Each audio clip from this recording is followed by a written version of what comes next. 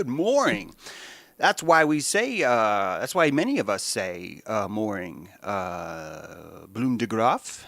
Yes, it is 5 p.m. there. And that's why this is a mooring show, right? It's a place where your sovereign vessel finds a temporary respite among other sovereign vessels. And that would be, technically, a pretty good mooring. See how that works? So, it's syncretistically, that's how this works. It's a mooring show. So, that's why. And same for Hear You, right? Same for Old Nick. And I love that we're pronouncing the times. Because the times, I wanted to make sure I wasn't muted. The times, they are a changing. Actually, the changing is the times. You know, I realized yesterday that nothing really. Let me see. I'll just make sure everything's looking okay. All right.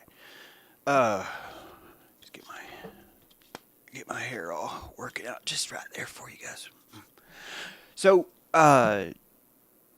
nothing's really changed. It's kind of profound. I guess not.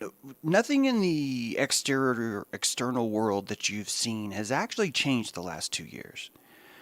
All that's changed is that you simply see that this entire time, you've been living in a jungle. And that 2 years ago, 3 years ago, just speaking for some of you, not all of you, but for many people, 2, 3 years ago, you did not see that jungle. You did not see it. And it should be a testament to how badass your intuition is. Hear me out. Because you were able to survive this long in the jungle with your eyes closed. That you made it this far in the jungle with your eyes closed. And really all that's changed is you just know government is predator. That's all. No big whoop. No big whoop. The same bureaucratic agency that maybe you used to think was just incompetent, now you realize, no, I'm actually pretty efficient. Their job is not quite what you thought, right? That it turns out that killer lion, that metallic panther, that's a better word, the metallic panther that we know wanders through here, is not actually here to protect us. That's really all we learned. And you know what? We are kind of stupid to be thinking, hey, that metallic panther, he's out here to have your best interest. That in all of nature, no one else has a secret metallic panther except for man. That man does. Man has this metallic panther that's just a bumbling idiot, that's all. But the panther is just, by God, he's really patriotic. He's very obedient. He takes all of his shots, right? He's been neutered. And you think, why would this panther be angry? Why would this panther suddenly attack me when all I do is demand free healthcare from it? When I blame and project all of my problems onto it and say, it's the government's fault. It's the government's fault that there's stabilization issues in Ukraine, and we're gonna mail some guns over there. We're gonna mail a crate of landmines from Amazon. They're called Ukrainian mines, and there's a carton of 6. And we got together with some other folk, and we chipped in. And we bought some Ukrainian mines and we mailed them via Amazon. And the government is the problem over there. It's the government. The government's the one that's causing all the violence. And that's why when we, in this box of Ukrainian mines that we mailed over there, when you open it up, my wife, she made a Ukrainian flag. It's got yellow on top and it's got baby blue on the bottom. And it says in the middle, it says, we love you, America. She ran out of the A's. There's like a run on A's, she said, down at the Michaels. You know, you buy the little stencil, and there's no more A's. So she just put America. It's all the government's fault, though, right? Now, one of the biggest things that the modern psychosis movement discovered was this concept of projection. That when we are maybe not so proud of some behavior that we have, that we will instantly project it outwards onto something else. And that by doing this, we end up exercising a demon, XOR, EXOR, exercising a demon, a plasma, and vectored will. The vectored will of whatever that was you're projecting outside of yourself is a living energy. And look, there's a lot of maintenance here. You're basically like farting curse spells all the time. You're all of your deepest plasmic fantasies and thoughts are constantly rendering vectored will all the time. I get why you're freaked out about it, man. I'm freaked out about it too. You know, everywhere we turn, no matter what we look at, we're creating this reality. Everywhere you look. And if you're in a shitty mood, you're carving shitty reality right in front of you. You're carving it, and you're looking at the plant, and the plant's like, why are you giving me that shitty mood? And you're like, I'm not giving you, cheer me up, flower. You cheer me up. Right now, I demand you do it. And there's a prawn economy that's happening there. And it's deep. It's deep. And it's bad enough that you can do this. What I mean is we are walking around and it's kind of like, damn, how do I stop this thing? And you try atheism, you try Buddhism, you try apathy, you try victimhood, you try slavery, you try every psychosis that you can dream of that will try and stave off just the flow of belief, because you want to Hippocratically do no harm. You want to embrace your karmic balance. Who wouldn't? I get it. It doesn't even matter what you call it, right? All of us are looking for that equilibrium on our keel. We want our ship to be stable. We don't want to be kicking around fresh reef underneath, Of course not. But how do you do that unless you anchor yourself? But how can you anchor yourself? Because every time you do, all these weird things climb up the anchor rope, and now they're on your ship, right? So I get it. This is not a scolding session. Not at all.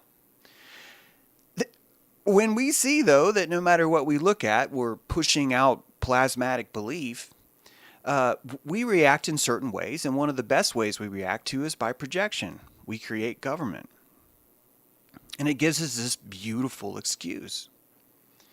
And everybody can simply crank their reactions into the government and not worry about it. And what's great is everyone in government doesn't really give a shit anyway. It's a government job. They're not really fucking care. It's more of a gig for them. And you can argue with me and say, no, that's not true. But anyone who enters into government, I was one of them. That's exactly what happens. The first thing that dies is your compassion for that machine. That's the very first thing. It has to go. It's not going to fit in here. It's not. Look, Carl, because we're not racist, I need you to check one of these boxes that puts you in one of these races. That's what we do here, Carl. Come on. You want to help humanity, right? Yeah. Well, check one of the boxes. But that's racist. Carl, this is the government. The government can't be racist. So check which box you fit into in race so we can use that data to fight racism, Carl. Now, that's not one outlier. That's just constant government life from the very beginning to the very end. I was once denied access to the chow hall because my signature was not legible. You're supposed to sign in to the chow hall. I signed into the chow hall. I had too much spunk in my step. I had too much pep in my jep. And sometimes you give a flourish signature, which I did. And I was denied access for being myself. For using that square, It wasn't like I drew out of the square, but he was claiming that's not your signature. And I found that profound because that actually was pretty standard James True signature that I had. It's got a thing to it. You have a thing. All of us really don't profoundly, I think, maybe some of us do, but it's really fucking cool how signature is. That's the calligraphy of I am, of you. It's not only is it the calligraphy of your flow state, but it's the flow state of when you are declaring who you are. So it's like signature is really profound. It really is. It's a very important thing. And even being penalized because the signature itself was not conforming to the way other signatures look. Well, look at the book. See everyone else's signature? Your signature doesn't look like that. And I'm like, thank you. Or exactly. Or more importantly, Petty Officer Drake,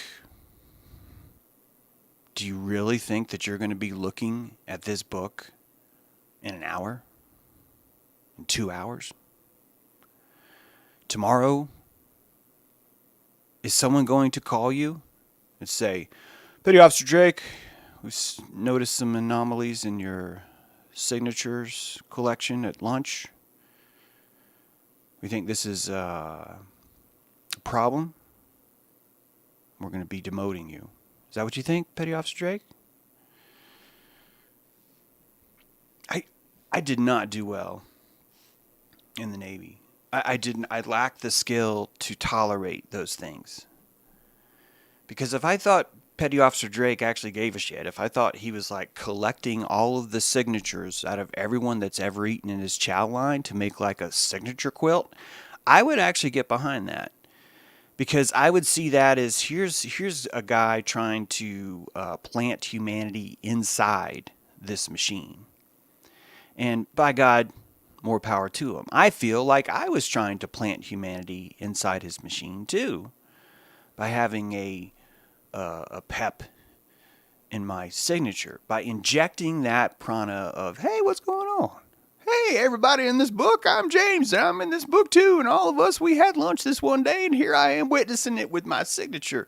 That would have been a nice little thing.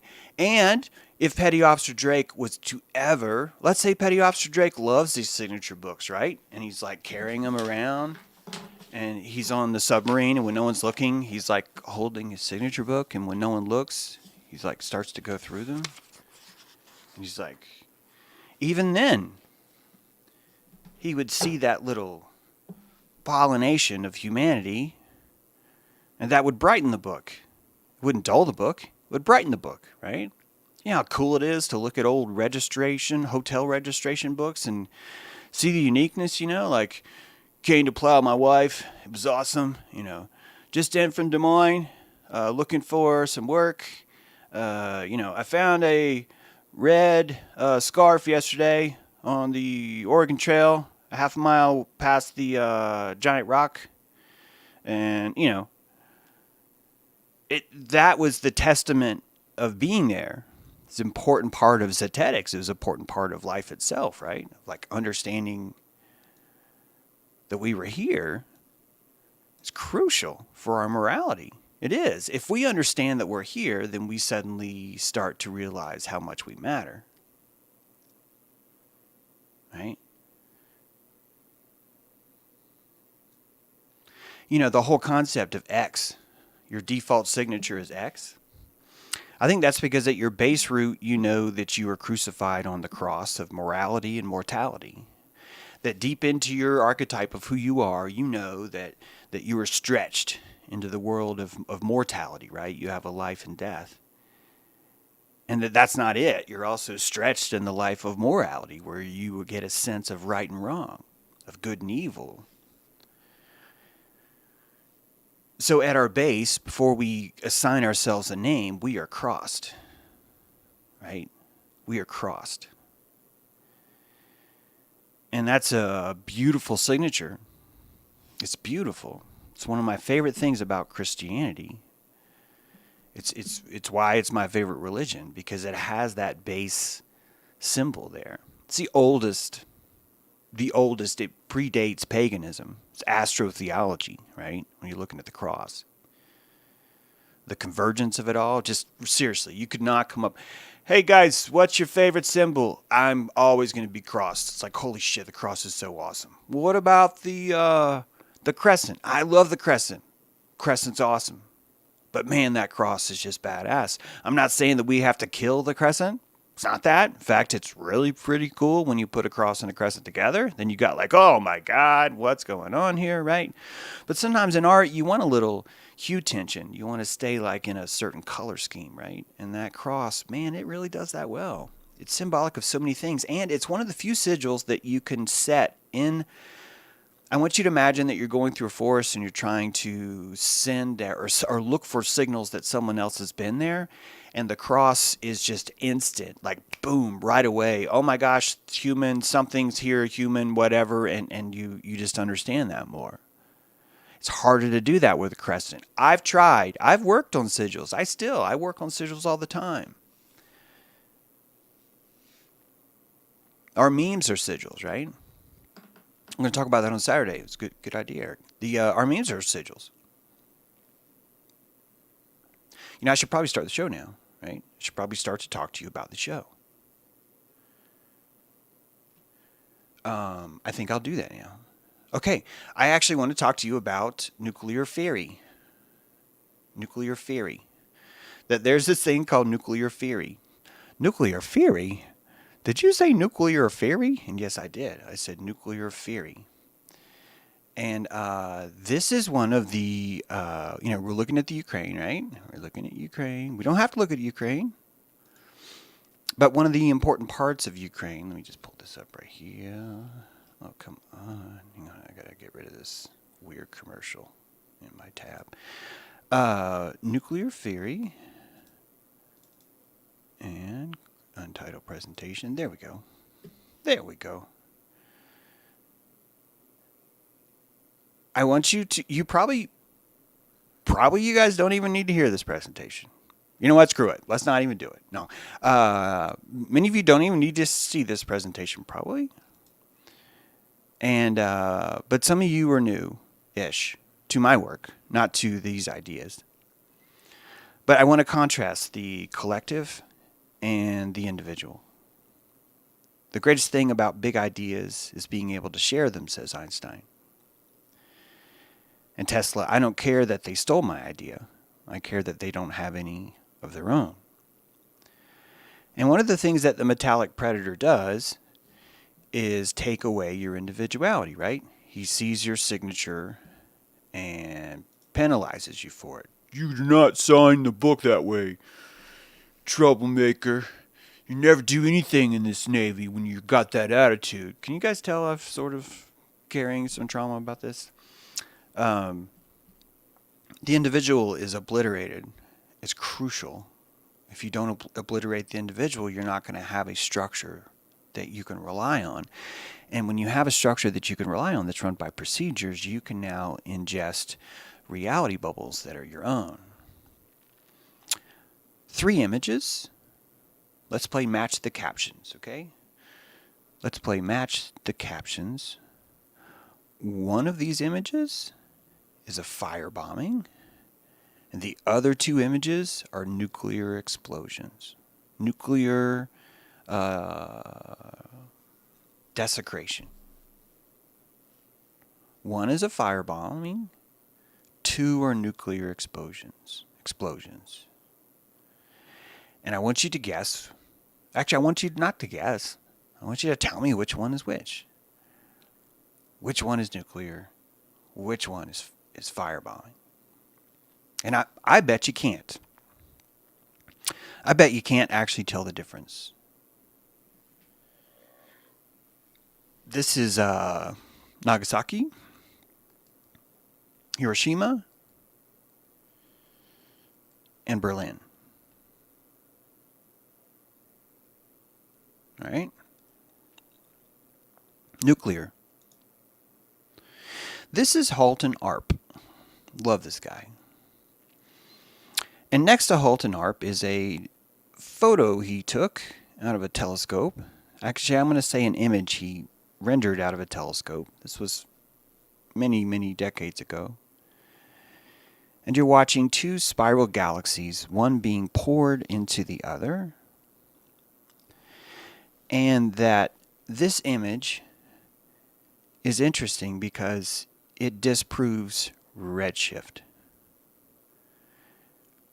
It shows that what we call redshift doesn't really relate to what we see. And Halton knows that because one of the galaxies is several light years away from the other galaxy. But here they are connected. And when I say several light years away, what I mean is that the redshift theory insists that one of these galaxies is several light years away than the other, but the photograph is showing you that one of the galaxies is eating the other galaxy and that they're relatively the same size. Now, this isn't just one. And you don't know Halton Arp. You haven't heard of Halton Arp before. It's actually 338 images like that. That was just one. And that Halton Arp published in 1966, Halton Arp published 338 images that looked similar to this, but were in different parts of the sky and were showcasing different huge, colossal, huge problems in what we were calling redshift, and how we were proving the distances between things in the sky. There's one way, and it's redshift. It's very much, it's the Doppler effect that you hear on a train, right? If train's coming to you, the sound of the train changes as it gets further away and as it comes at you, right? It's the shifting. Because of the speed of the velocity of the train, it's actually making the sound waves on before you get there arrive at different speeds than after, because the speed of the train is compensated for. Well, redshift is the same thing when we look into deep space. And that we can analyze the shift of the light, or so we think we can, to determine these things. Now, I'm not here to tell you redshift is wrong. I'm here to tell you that this is basically carbon dating.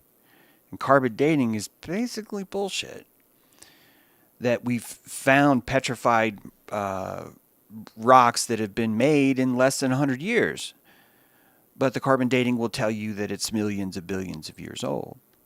And that's a necessary part of fitting into this kind of fabric reality where you share ideas, not have your own, where you conglomerate these ideas versus coming up with your own truth. You don't know Halton because Halton has spent most of his career being, I can't I'm gonna say attacked. I mean, picture a bunch of astronomers like attacking another astronomer and like beating him over the head with a telescope. I'm not saying that it went that far, but this guy was a pariah in his field. He was a problem. He was such a problem that the only way that he could even get keep in mind, he had access to the top telescopes in the field, and he was doing heretical work the entire time. He was creating a catalog of heresy. And it was so heretical that the only way that he could even get it published was by calling it the Atlas of Peculiar Galaxies, the California Institute of Technology. And you can look that up yourself. You can see those galaxies. And more importantly, you can see how quickly the scientific community dismisses all of them. And you really, really start to get a peek into how all this works and how this system goes down. I've written a story about Halton Arp in one of my books, and it talks more about what it was like to actually try and share this information and how hard it was for him just to think outside the box, to sign his name into the logbook there was something that wasn't conformable, was something that wasn't fitting in. It's a horrible story, really, because of here's a guy that's telling you the truth and no one knows him. And there's all these other guys. Well, I should have put the different slide here, but the point is that you'll see the point. Here's another one, Irving Meyer. This guy was an artist at Pratt. He went on to get an engineering degree, but he was at Pratt. He's fascinated with art, sculpture his whole life. And he's hired by the Army to invent a ground-based nuclear weapon called the Davy Crockett. And you've seen my presentation probably on the Ghost Army, but he was a big part of this operation and developed a tactical field nuke. And this nuke was used in war, several conflicts. It was in the arsenal until 1971. And I want you to pay attention to what was actually happening here. The weapon's short range posed a real threat to its three-man crews. If the wind veered and they found themselves downwind of the target area, they were at risk of receiving a lethal dose of radiation. Only one live Dave Crockett round was fired as part of the Little Feller nuclear tests in Nevada in July 1962. But data from test firing inert rounds was shocking and led to the weapon being condemned as too inaccurate to deliver even low-yield nuclear fires. Despite all these flaws, a total of 2,100 of these Davy Crockett's were produced, and growing realization of the impracticality of the weapon led to it being phased out of service with U.S. forces in Europe from 1967. So this wasn't just used by Americans. It was used all over Europe. And one of the worst designed missiles ever made, and it was made on purpose. The big fat bulbous top is completely the opposite of all rocket theory ever. Ever. All forms of projectile rocketry, all bullet science, all wind tests. There's not one single reason, with the exception of failure, that you would put that big fat thing on the front. But look at it, though. It looks menacing, doesn't it? It looks, and you're told the entire time, stand back, what's going on? We got a three-man David Crockett crew coming in. David Crockett? Yeah, man, it's a tactical nuke. Whoa. The tactical nukes coming here to our camp? Yeah, man. Yeah, they're going to need a dedicated tent. No one can go in there. It's going to be 3 of them. For some reason, the nuke has, like, this weird diet request. Yeah, man, they said because it's a nuke, the crew that carries it, they have to have a special diet. Oh, well, that makes sense. What's their diet? Oh, it's right here. Here's their basic diet requirements. This is a 7-page document here. And then there's these riders over here. Rider? Well, yeah, it's like, if you're carrying around a nuclear, weapon, you're coming into all kinds of different camps. It's a tough life on the road. So, you get to have a rider, It's like, well, what do you mean rider? Well, there's just some, like, M&Ms. They want only green M&Ms. Why do they only want green M&Ms? Because of the radiation, dude. Dude, why are you asking so many questions? Why? Petty Officer Carl, why are you asking so many questions, man? Look, you want to fuck around with a nuke in base? No, I don't want to fuck around. Well, then, just bring them green M&Ms. Here's their diet requirements, and here's their rider. Oh, and here's this little costume. Well, what do you mean costume? Well, if you go into the tent, you have to put on this costume. Costume? What are you talking? Dude, it's for radiation. It's a French-made outfit. It's for radiation, Carl.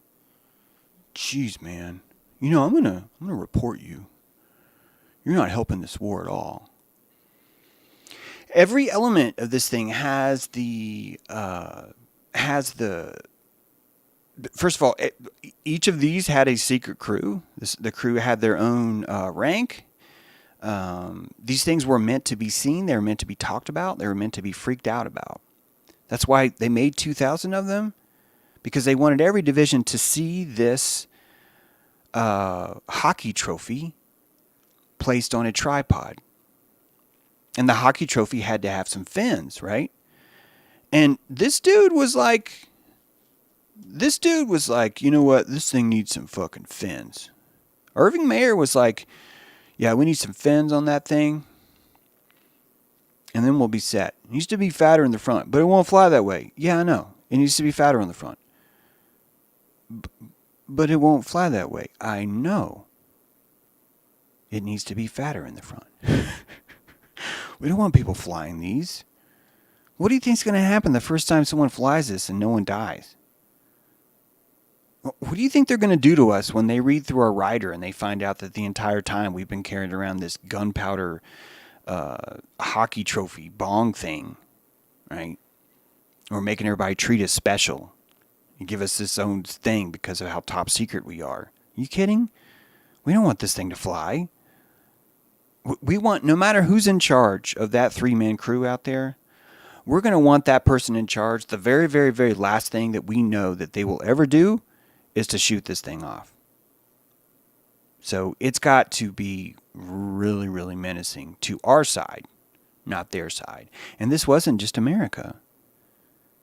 This same weapon was sold to other European countries, which is why I tell you so often that phrase, countries aren't what you think they are, right? That's why I say that. It's one of the many reasons why I say that.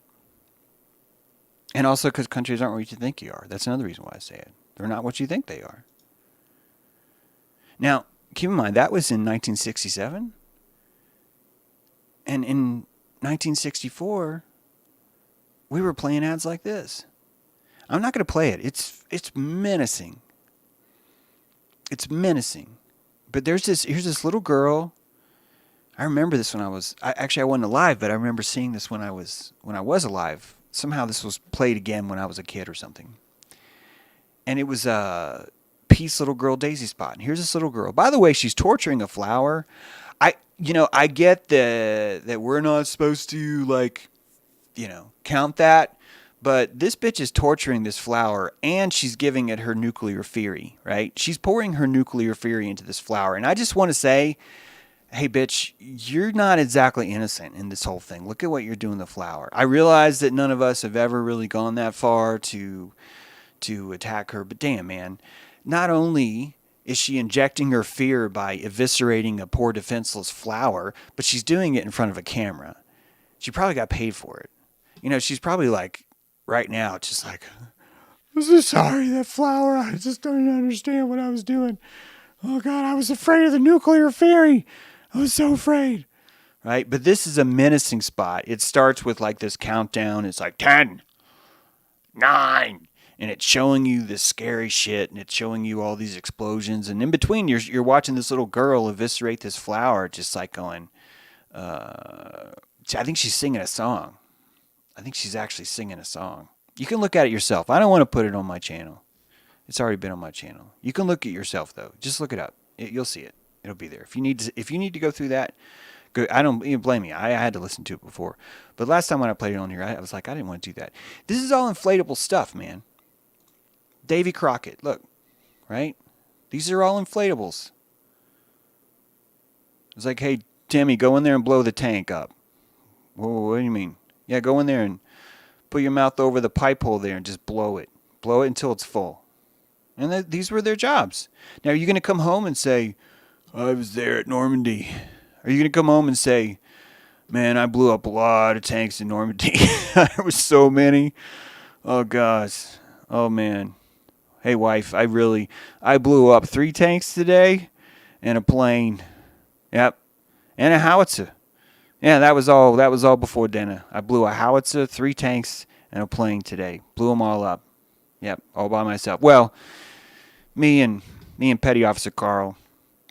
Petty Officer Carl just got assigned here. He was being all uptight in another division, so now he's here helping us blow these tanks up. This was the war. You're not gonna get all scared and tell everybody, fuck, I've been drafted, and like, hey Diane, I've been drafted, can I see your boobies? And then like go over here to Europe and then be blowing up tanks all day. You're not come home and the story's going to be, yeah, Frank blew up 6 tanks. You're not going to be like, oh, yeah, guys, just so you know, like when I say blow up, I mean like literally I wrapped my lips around this like hole and I like blew into this bag until it inflated. And then we put up false radio targets and announced shit. Yeah. I didn't actually blow I did blow the tanks up. You're not... Why would Carl do that? Why would he do that? What would Diane find out if she gave that sanctity to him and all he did was go inflate some tanks, War is complicated. The fog of war is its highest feature. It is. And that's why you can do things like this. Right? That's why you can do things like this. This is an inflatable plane. This U.S. Air Force 1109, this is an inflatable plane. It's inflatable. I'm not kidding. They make them this big. They make them this big because you would look at this and go, holy shit, that's a real plane. Most of our wars had these kind of inflatables. Look at the windows. It's a drivable inflatable. It's a parade float. Don't tell me that, oh, James, no one would go to that much extravagance. And you're like, no one would build a parade float? I mean, are you really kidding me? Do you know how much free time you have in the military? Do you know how much fun it would be for you to talk to your division and say, hey, you guys want to build a parade float? And you'd be like, yes. It's like, well, what do you want to make? A giant B-12 bomber or whatever that is. I'm going to make it inflatable. And this is brilliant. This is brilliant warfare. No one's going to walk all the way into the base to touch the sides of the inflatable to see if it's real or not.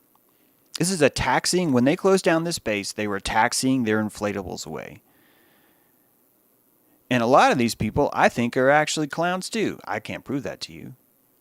But I think a lot of these people are clowns too. Because I think that the best thing the CIA could have ever done to try and wake us up is go into Afghanistan and just start anal sexing the crap out of that place, right?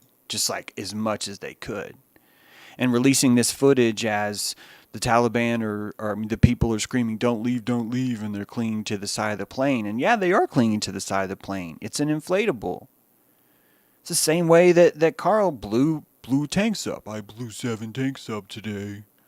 Well, I blew up a U.S. Air Force 1109 heavy cargo transport. Blew the whole thing up myself, me and my team. We went in there, me and my team, and we blew it up too. And now we have a Medal of Honor. And you're giving medals of honor. Do you know why anyone in the secret program's given a medal of honor?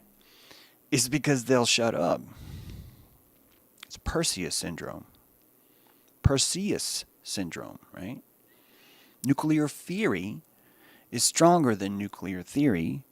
Nuclear theory goes a lot farther for less buck. Nuclear theory is the perfect psyop because nuclear theory is impossible for you to ever prove, see, or experience, and everyone who's hiding it from you feels like they're doing the right thing. It's top secret. Yeah, James. Sure. Normandy was inflatables and a radio station run by 19 wah-wahs, but it didn't mean the rest of the war wasn't real. And my answer is, actually, it does mean that. You actually don't know that. Because you're not going to find someone that's going to tell you that. You're not. When all those men were jumping out of Normandy, they were now listening to broadcasts that were not from their own units, were not from anyone that they'd ever heard of from before, but from local people pretending to be a different army on the ground. Now, you don't know that they were pretending to be the Allies. They could have easily been pretending to be the Germans. You don't know that because that's kind of the convenient thing about radio, is try and triangulate a radio signal. Try it. I'll wait. I'll wait while you try and triangulate that signal. And you're going to come up with some pretty cool stuff, but you're also going to tell me, because of echo shadowing, I don't actually know if this is bounced off something else first. Got a rough sort of idea, but I don't really know. That's why it's very, very possible that you send a signal up and it bounces off something and comes back down. Not only is it possible, I want to remind you that when radar was first invented, the radar tower had to ping. It had to send a signal out. Boom. It didn't make noise like a submarine, but that's the closest analogy I can give to you. The radar tower had to send a signal. Why? Because the skies were quiet. The tinnitus that you have is simply the echoes of all the electromagnetic radiation frequencies, pulses, that are bouncing back and forth from this toroidal whatever it is. And that's why radar now is fully passive, meaning you don't have to send a signal out, you can just listen. You can just listen to the echoing of the sounds that are already out there. The whole system has enough noise now where you don't have to inject your own noise into it for it to work. Halton Brown. No one knows him. These dildos, everyone knows them. The only way Halton Brown can get his work published is by calling it peculiar. Peculiar. And they fight him to this day by saying he's the one that's wrong because he's an outlier. But look who he's an outlier among. Remember how I said the other day that Predator will always be on the side of sentiment? This is the side of sentiment. This is the face of sentiment. This is the face of truth. And what's interesting about Halton is Halton's not like, everything you've ever been told is wrong. All Halton's doing is saying, redshift doesn't add up. These things don't add up. And the whole purpose of science is for me to show you things that don't add up. And your job's supposed to be, hey, Halton thinks, that's great. Holy fuck, guys, look at this. Look at what Halton did. Hey, John, come down from there. But I'm almost finished. No, you're not, John. You're going to have to look at this. Fuck, man. What are we going to do? No one's going to do that. Nor is the veteran who comes home and finds out someone put a plaque up at the library about him. Nor is he going to come in and say, well, I actually blew up a tank with my lips. It was really hard. I got some lung pain and my side hurt a lot. But the chow was good. It was really good chow there. It was really, really good chow.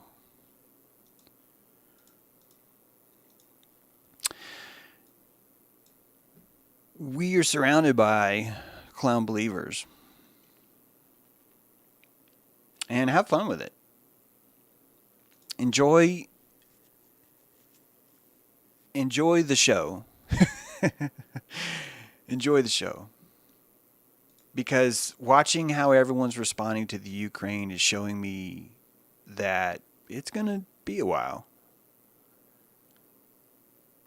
It's going to be running for a while. And I think pretending that you know what's right and whose side's what's on, I think it's always fun to speculate, but let's remember that 40% rule. And don't invest too much into it. Speculate more on how the magician does his trick, right? And less on being amazed or looking at how dangerous it's going to be if that magic is unleashed on me, right? That's probably the best way, I think, to look at these things. All right. Yes, tinnitus is, I think, probably just you perceiving noise in the world. I do think that you can lower your aperture and actually stop perceiving that. Don't ask me how though. I have to believe that because the times that I've had tinnitus, I think were more related to. I think they were more related to my posture towards the world. It's just a theory. It's just a theory. It's actually not just. It's a theory. You know, the placebo effect is not an effect. I guess I said this just the other day, but it's not. The placebo is. It's just placebo. Your intention and your witness into your body is a very effective thing. And if your body is sensing that you are dropping anchor and rats are climbing up that anchor and entering into your ship, and, you know, I did tell you guys this the other day. But you would commit mutiny. It would be a very natural thing for your ship to do. It'd be the only way that everyone would stay on board. There's no loyalty on a ship unless it's to survival. Survival is the loyalty. And if you're doubting that everyone's going to survive, that's why there's a word called mutiny. That's why mutiny happens when you're on a ship. Because it's the only place where you can really watch that prawn economy truly express itself in that way. It's a different kind of bonding on ships. I mean, they all have their different trauma bonds, but it's different there. It's more wired together. I hate how you diss real men. Don't know what that means, serious. Clowns are funny. Okay, maybe. I don't know. Looking if there's any AMAs. I saw on Friday 13. I only have it in one ear. Sometimes it sounds like Morse code. Yeah, the 1 year could even be that. So if you're left-handed, then your primary is the right side of your brain, and vice versa. And so, depending on what handed you are, you could look at that and see, is my rendering side or is my simulation side having the tinnitus? And maybe understanding which of those two would be helpful. Yeah, compressor on a fridge. Also, keep in mind that when they first started introducing toroidal engines, into the home, I'm talking about a washing machine, dishwasher, those were toroidal, right? Those are spinning electromagnetic vortexes were introduced in the home. It'd be really, really fascinating to look more into that, because that's when most of the autoimmune things started. You know, you could argue, well, that's when they were documented, but I don't think so, because some of those autoimmune disorders are in fact like thousands of years old. And so you can't really say that, well, we only just started looking into autoimmune right at the same time as we introduced these engines into our home, right? But right now, all of our houses are wrapped in a perimeter of electrical wire that's, 60 hertz, 100, it depends on how you do the math there, but that's a vibration that's wrapping not just your home, but every governmental agency. It would make sense that the rapture would open your aperture enough to where you're just able to sense more. Also, I think the comfort you feel about that is a big part of it. Notice that with cicadas. In Kansas City, the cicadas would sometimes drive me nuts, and sometimes it was just totally fine. And that had nothing to do with how much noise they were making. It was more about my approach to it. They were driving me nuts because I was trying to do a lot of recording. I had like a little 4-track recorder, and it was really annoying because all my tracks had cicadas on it. I couldn't figure out a way to actually eliminate that with soundproofing. It was so penetrating. So that was the annoying part, but then there was an acceptance part too. And so anyway. A medium told me it was spirit trying to communicate with me. I would argue that EMF signal is vectored will, which would be a spirit too. So I bet if they were Okay, so check this out. Let's say that you find a medium that says, yes, there's a spirit trying to communicate with you. And then you were to ask that medium, okay, well, can you tell me what it says? Let's say the medium's really good. What if they were to say, you are listening to 106.5, the wings, tonight at a special time. And it was like all of a sudden she was channeling a radio station to you. It would mean it was true, right? She was channeling something, a spirit was trying to communicate with you. It's so funny how quick we are to dismiss, when the truth is in the room, to dismiss it as something else. I'm not saying it has to be radio interference, but I'm just saying, why is it not? Why is it not that? Like exactly why is it not that, right? Yeah, I have hyperacusis, and it's gotten worse. I need to look into it. I don't know that word. Hyperacusis. Yeah, I tried to leave all mine in, but then the cicadas you end up with 4 different tracks of the cicadas on top of each other, flat chord, and that ends up kind of getting kind of weird. That's what I'm saying.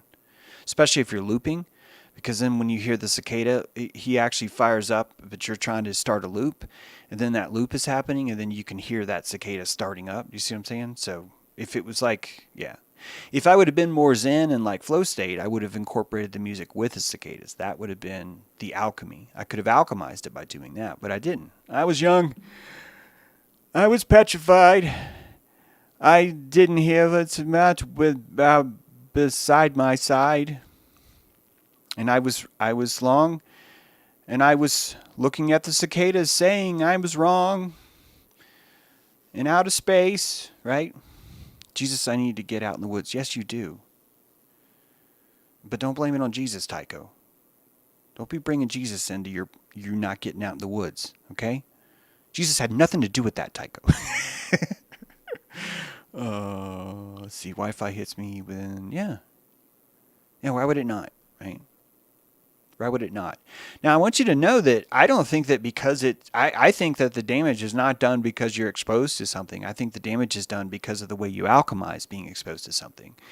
You could, one person who just crawled through the desert would find the Chinese water torture just fucking stunning, right? Just be like, oh, God, oh, hit me again. Oh, God, that's so great. Oh, hit me again. Oh, God, I love, right? He would fucking love that shit, right? So the alchemy is the medicine. The alchemy is the poison. It's always that. This is what I mean by placebo. It's not an effect. Placebo effect says, well, it's just this one little teeny tiny part of the medicine. This little teeny thing that's just down here. See, right here, it also affects it. But it's not important, right? That's the psyop is calling that the placebo effect, like it's this little thing. No, it's the placebo. Even that word, placebo, it's got that let's minimize it thing, you know? Our ears are a physio, yes. Physioelectric, absolutely. And they have melanin inside the collector, which means the melanin actually drowns out those neurons before they come into us. So not only is it that way, but our brakes, our reality brakes are actually working in our ears too. It's fascinating. Yeah, and the mountains could even be more peaceful because they're actually maybe helping shield some of that stuff. Some people are more radiation resistant than others. That would make sense. How you hold your field, right? Maybe all sickness is just radiation, right? Dehydration may cause tinnitus symptoms. Yes, I would agree with that. All of those things. But meanwhile, outside, right? Ukraine's going to get a weapon and Russia's going to get a weapon. And they're going to shoot the weapons at each other, and all of us are going to die, so we have to mail these Amazon landmines over with a quilt saying, we crane, you crane, I crane, me crane. And that's what we said at church. You crane, we crane. You crane, we crane. That's our best, that's our thing that we're going to believe in, is our march for that. And you know, let me take a moment to say that I think it would fucking suck to be in Ukraine right now. I think it would suck. And I think before this whole thing started, because of the radio broadcast, the first thing they did is say, all right, women and children, get the fuck out. the first thing they did was eliminate all possible routes in that city. And the good guys are like, yeah, women and children, get the fuck out. Guns. Guns. Every corner is going to have a box of guns. There you go. Get those guns. Would suck to be there. Would suck to watch that happen. Would suck. And I don't mean to belittle that. What I'm belittling is this idea.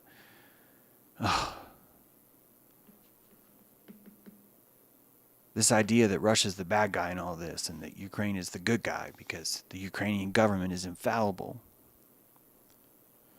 And the reason why the Ukrainian government is infallible is because our government is infallible. And the reason why our government has to be infallible is because our government says that Russia's the problem. And that sounds so much better to us than saying we are the problem. Let's please make it Russia the problem, because that sounds so much better. I don't want to pull Dave off the fucking ladder and have him come down and say, look at what Halton Brown brought. All of this shit has to go. Halton Arp, sorry. All of this shit has to go. Because we would never do that. The public would never do that. You know what? If anything, the best they do is hire another government agency to oversight the first government agency that was there to regulate the third government agency that was there to allow me to project my own problems. The problem being that this fucker Halton Arp is telling us we have holes in the roof. Be just as hard as saying, yeah, when I said I blew up that tank, it's not what you think. Right? Yeah, Putin, WMDs. So, watch yourself out there. Take care of yourself. Check us out on the radio. Don't get censored. Don't get cut off. And yeah, tomorrow we're going to do the magic of mimology on the radio. So you should check that out. And please hit subscribe. This is a new channel. Trying to get the views up on this one. So please subscribe. Hit that thumbs up. Satellites or satelloons, what does a DirecTV connect to at 38 or whatever? Yes, I believe that a DirecTV dish is connecting to a LiDAR system, a long-range radar system, basically a ham radio. I'm telling you that it connects to a ham radio. And the reason why you're aiming it at a certain degree is probably because of the electromagnetic bounce that you get off the dome. It's a more direct bounce. And you know what? Neither one of us can prove, I'm just saying for a moment, another war machine, that you think that there are satellites. Neither one of us, and I'm saying that they're not, they're satelloons, that neither one of us would actually be able to prove that. I'm suggesting that the satellite signal doesn't even actually have to be in the sky.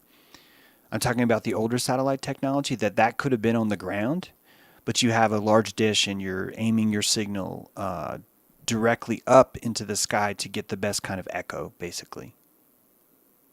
But I can't prove that. None of us can. We can, but we're going to have to break that. We're going to have to create our own top secret clearance, right?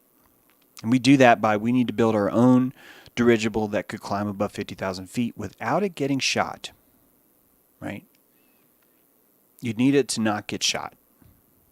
And if it was to get shot, I don't think we would see who shot it or how they shot it, nor could we blame anyone for it, nor would anyone feel sorry for us if it got shot, right? So that's the only kind of tricky wiki. Here's a way around it, is we build 19 dirigibles at the exact same time, and we launch them all at the same time. And these dirigibles are, their first goal is to go straight up, and then their second goal is on autopilot to simply follow to the North Pole and use a built-in ham radio to transmit that data back, but with 19 different dirigibles around. All of it would be an open source channel that we could tune into, and that would be closer, right? We'd be getting closer. I think that would make a lot more sense. Yeah. Tricky Woo, you wanted to go the opposite way. Go to the Antarctic. Yeah, absolutely. See what's going on there. All right, guys, I'm going to sign off. Thanks for being here. Hope you enjoyed the show. And, audio was... There's no audio issues, right? If so, please let me know. Seriously, good or bad. I'm happy to pull Kyle down off the ladder there. But it looks like I've seen the word audio pass by, and I didn't know if that was like maybe... James, is there a video about radio through Earth is way better? Radio through Earth is way better. Not sure what that means exactly. It's interesting, though. Yeah, it's got to be a dome bounce tides of truth. It has to be. The reason why it has to be is because, keep in mind, radar, you used to have to send a signal. Active radar, not passive radar. And so if you don't have to do that anymore, it's got to be because we live in a contained system. It has to be. It has to be that way. Of course, if you Eye of Ra, it doesn't actually have to be that way. This is just how we chose to render it all. Hey, Amel. Good to see you. Oh, good. Glad to hear it. All right, great. Thanks, Tycho. Thank you much, guys. I'll sign us out. Stay tuned. You never know when the radio will come on. It could be tonight. It'll definitely be tomorrow night. So stay tuned. There's a background hum? Yeah. All right. Thanks, guys. We'll see you next time.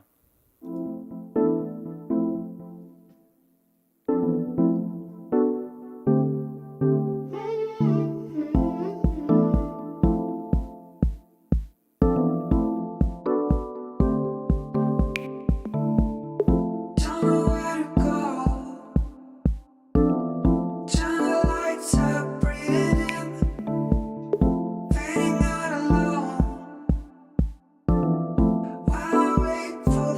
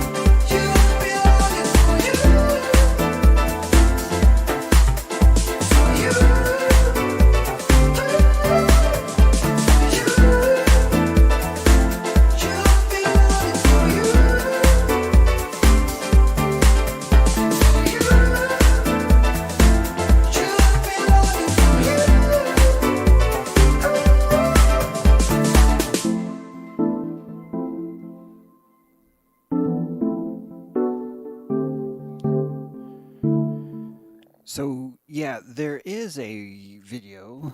There is a video of a rocket hitting the firmament, and it looks amazing, right? It's like all of a sudden there's this rocket and it just goes boom and it stops, or it looks like it stops. What it actually does is it stabilizes. And those rockets are spinning so fast that there's a tether release that is launched. It's literally like a cord that has four weights, one in each direction. It forms a cross. And when you explode that cord, it shoots these weights in four different directions and it stops the spin instantly. And so the rocket appears to slap into a firmament, but actually what happens is that these cords come out, these weights come out and stabilize the spin of the rocket. And so it looks like it's hit something. The firmament is not going to be a thing, in my opinion. It's going to be first a removal of etheric canvas that you simply cannot exist in anymore. There's no fabric there. I haven't been able to find it, but there's an old report of a Russian. I haven't put the time into it. There's an old report of the Russian cosmonauts reporting that when they were first doing early rocket experiments, they were actually going unconscious. They were becoming unconscious. I think that it's much more like the fish tank thing, meaning that the fish can just simply doesn't have the constructural the doesn't have the equipment to survive outside of the water, just as we do not have the equipment inside our bodies to survive outside of this ether. And so I think that before you go up and actually slap into anything, I don't think that that's probably not how it works. I think that it's just going to simply not only become cold, the firmament is a very, very cold surface because there's an electromagnetic bubble that's stopping. There's no ether outside of there. There's nothing outside of there, and so by extension, anything that doesn't have anything would be super super cold, like really really cold. And so the ring of Antarctica is just simply showing you the results of the coldness as it touches more of ether that has substance, i.e., solids, right? So the solids will freeze. There's more water in the air to freeze. There's more ice. There's everything else is you're just seeing the effects of inside of that. So I don't think that the dome is a physical structure. I do think that the dome has some physical traits to it that make it look like a dome, but that would be sort of like it's like the ice around the igloo. It was that's a bad example, but it's the shape of the electromagnetic field that's determining where that cake batter or the ice is going to go. It's not that the thing itself is made of ice. I don't know shit though. I don't. I just know that if I was like, man, look at all these awesome people, I'm going to like put them in a dome and give them like an ether canvas and inject some archetypal vitriol and mythology in there and then like have this whole Masonic symbolism that can be used to either torture or to elevate people. If I was to do all that, that's how I do it. I wouldn't be like, I'm going to need to make a plastic firmament. I'm going to make it out of firmamentium, right? I wouldn't do that. It'd just be like energy, right? It'd be like, well, we'll start with a toroidal shape. And inside of there is the ether. I'm going to churn that ether. I'm going to blow into its hole, just like the inflatable inflatable tanks, right? God would blow into that toroidal hole, give breath to the clay. This is the story of Adam. It's all right there, right? It would start with that electromagnetic thing. Anyway, that's all I got. And yes, sound does travel better through the earth, but only if the earth is a consistent solid medium. The trees just stop signal because of the difference. Suddenly you have density, then you don't. Then you have density, then you don't. So the Earth is only a good medium if it's a consistent medium. These are the thermals of the ocean have the same kind of characteristics, that the different warm layers of the ocean provide different channels for signals to go and give you a top and a bottom, in fact, for them to bounce off of. The altitude has the same thing. All of these things work in the same kind of way. All right, that is all.